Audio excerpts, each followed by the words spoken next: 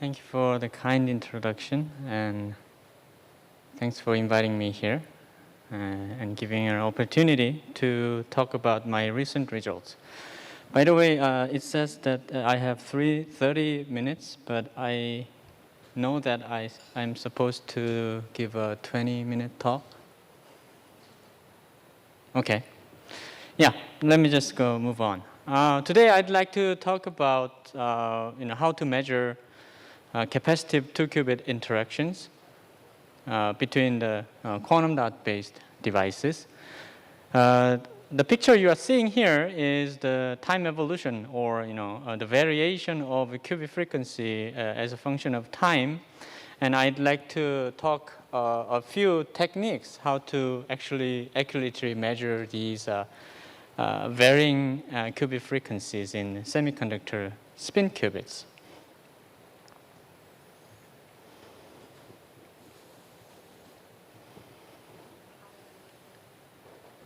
Yeah. So conceptually, this semiconductor spin qubit looked like this. It looked a lot like just transistors used in semiconductor industry. We are starting with high mobility semiconductor wafers. We make a nanofabricated gate structure looking like this, and applying some DC voltages, we can trap or confine some of the electrons among the two-dimensional electron gas, and use these arrays as a spin qubits. Oops. Yeah. Anyway, let me just move on. You can see the real picture, microscope picture of quantum dot devices made on the surface of either 3-5 material like gallium arsenide, and group 4 material like silicon. And we also use a flowing current nearby the quantum dots to measure the spin states of the quantum dots.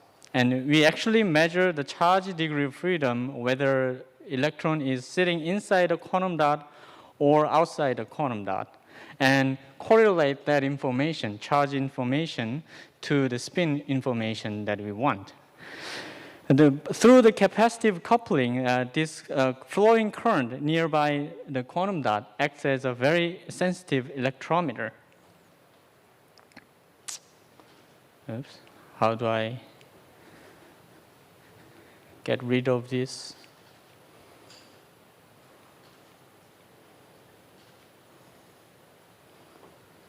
Anyway.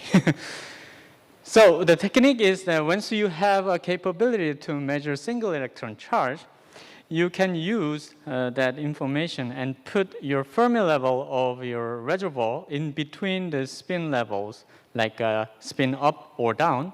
What happens is that only the excited state quickly tunnels out to the reservoir, giving my signal change, something like in this red curve, and waiting long enough, another electron will fill in the ground state so that my signal will be recovered, giving me a pulse-like signal looking like this. Whereas if the state was a ground state, nothing happens. And based on this difference, we can distinguish whether my spin state was spin up or down. And we can also use the same technique. This is called spin-to-charge conversion.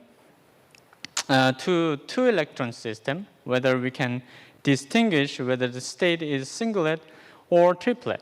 Because in the triplet case, one electron should occupy, because of the Pauli exclusion principle, the higher orbitals, which tunnels out to the reservoir very quickly, and giving me this pulse-like signal. So based on these results, we can do a single-shot measurements. For example, this experiment turned out to be 0, 0, 0, and this one is turned out to be 1. So in this way, we can distinguish 0 from 1. So using this measurement capability and spin manipulability, the semiconductor research is developing very rapidly. It all started with a single qubit demonstration in gallium arsenide around 2005. And the field is moving forward once we had some nice results on group 4 materials like silicon or germanium. So we are talking about up to 6 qubit operations, or for example, 6 qubit operations in silicon. But today I'd like to talk about a different type of spin qubits in semiconductors that is called singlet triplet qubits. Compared to the very simple spin qubit type, like spin up or down qubit, let me just stand here and use that screen. Yeah, okay. So compared to this simpler type of qubit, this singlet triplet qubit is made out of 2 electrons on double quantum dots. The main advantage of this type of qubit is that the qubit splitting is dependent on the gate voltage, so that the qubit is actually electrically controllable. And the materials. I said that initially most demonstration was done in gallium arsenide, but the main problem of gallium arsenide is that there are many nucleus spins. I mean, actually, all the gallium and arsenic atoms have non-zero nucleus spins, which influences the electron spin qubit very much. And that was the main motivation to move on to group 4 materials like silicon, where you can have very small density of nucleus spins, and also they can be isotopically purified to make a 28 silicon to have a very long coherence time.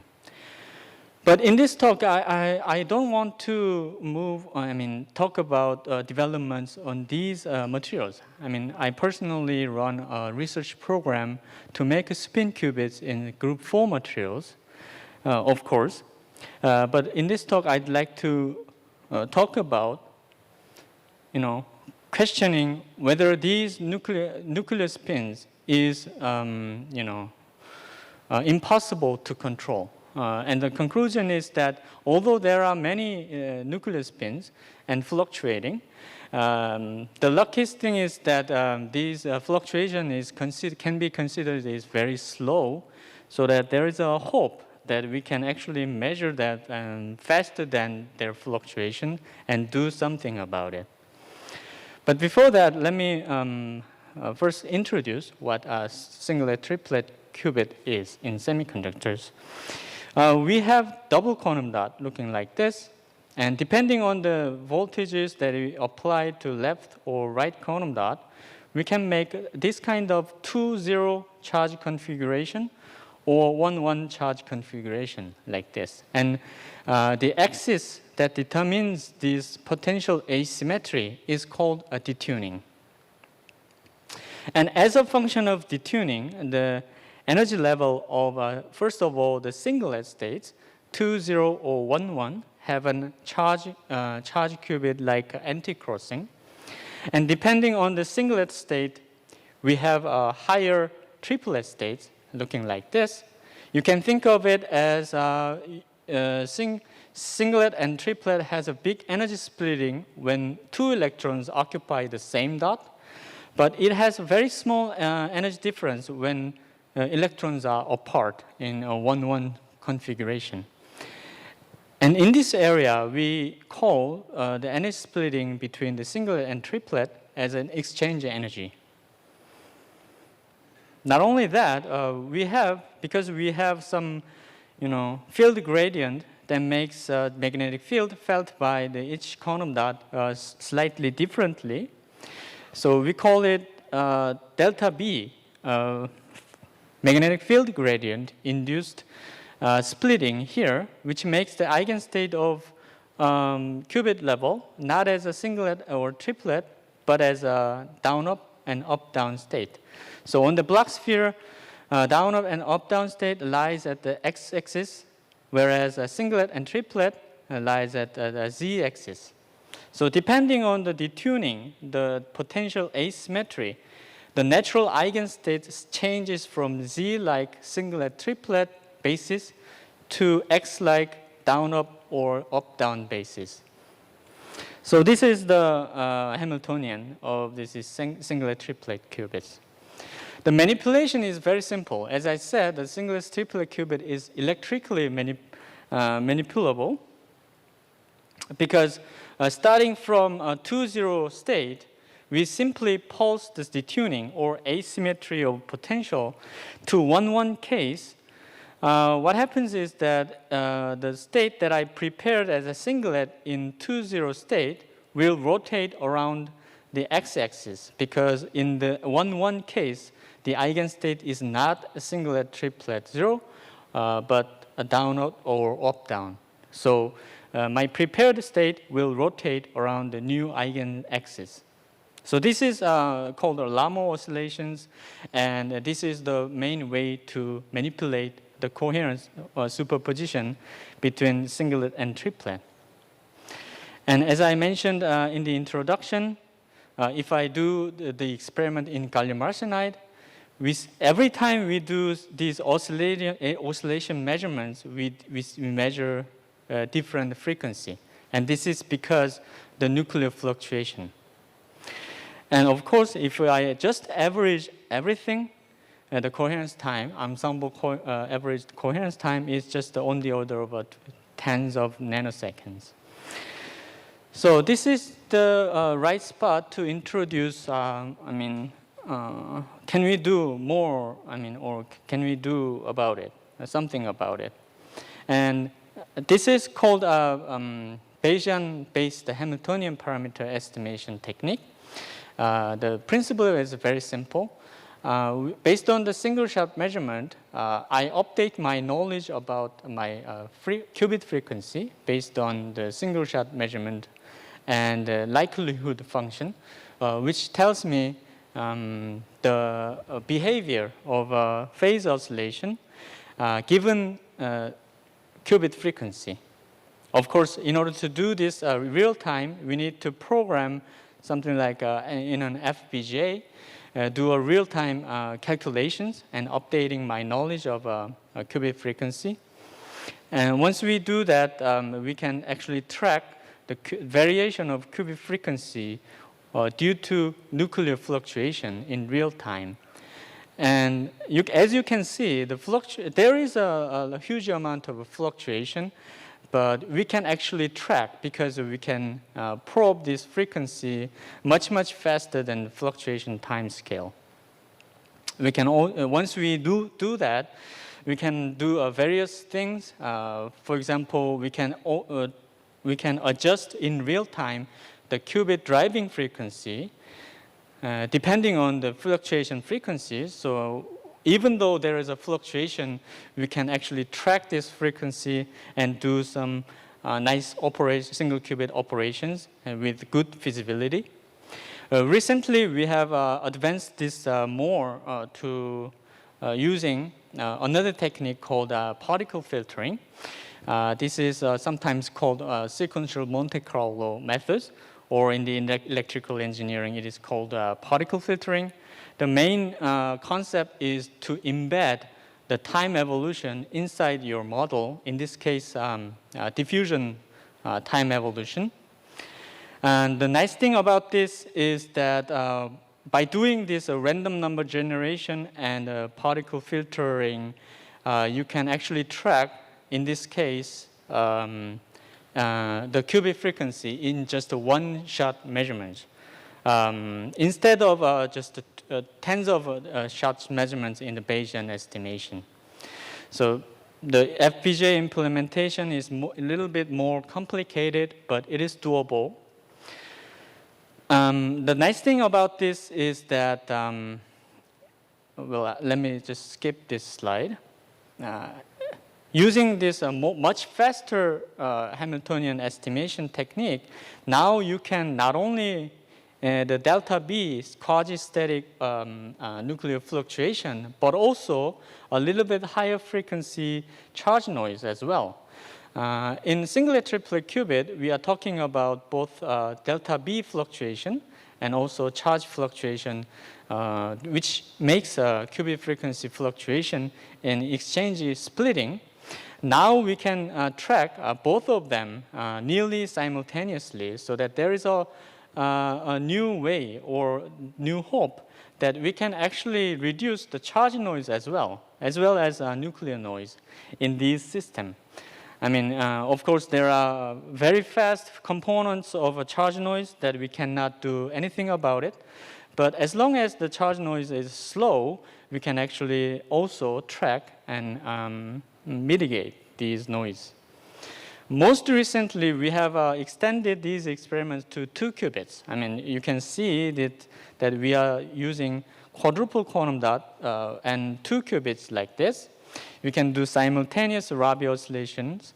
And most recently, we have measured the coupling between them. What is the coupling between the singlet triplet qubits? After all, we have two double quantum dots, and I mean a pair of double quantum dots. And the interaction we can think of is twofolded, actually. Of course, there can be exchange splitting between the double quantum dot, I mean the interqubit exchange coupling. It is theoretically proven that 2-qubit operation is possible, but no one has done that because of the leakage problem.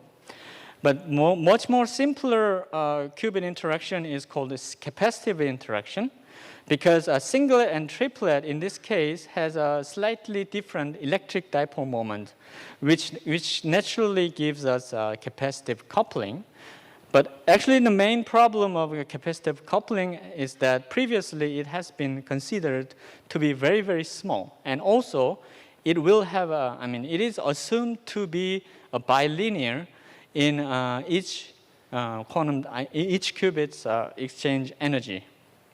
And actually it has been about 10 years ago that entanglement has been actually demonstrated using these two singlet triplet qubits. In these experiments, they indeed used very, very small capacitive coupling, just 1% of each qubit's frequency. But theoretically, the theory actually predicts much more superlinear coupling. So I won't go into detail about these calculations, but when you actually do the quantum mechanical calculations of capacitive coupling between these two singlet triplet qubit, in the limit of large tunnel coupling, you actually predict that your capacitive coupling should scale as individual qubits exchange energy squared, not as a bilinear function. And recently, using these 2-qubit experiments and dual Hamiltonian estimations, we have confirmed this scaling, that actually this capacitive coupling increases as a function of intra-qubit exchange coupling squared. The main point of this measuring this higher power is that, of course, when you increase your exchange energy, the coherence time reduces because your qubits is more susceptible to charge noise. But the increase of this capacitive coupling overwhelms this reduction in coherence time, so that your 2-qubit number of 2-qubit gates actually increases as you increase your interaction strength. That was the main point that we have found recently, and we are preparing to report the result. So in summary, I have introduced a technique, either Bayesian-based Hamiltonian estimation or particle filtering that can track fast the fluctuating environment using your qubit as a sensitive probe. Thank you for your attention. Thank you for the great talk. Yes, if there is a question, you will have a short Q&A. Is there any question from the audience? Please go ahead and ask.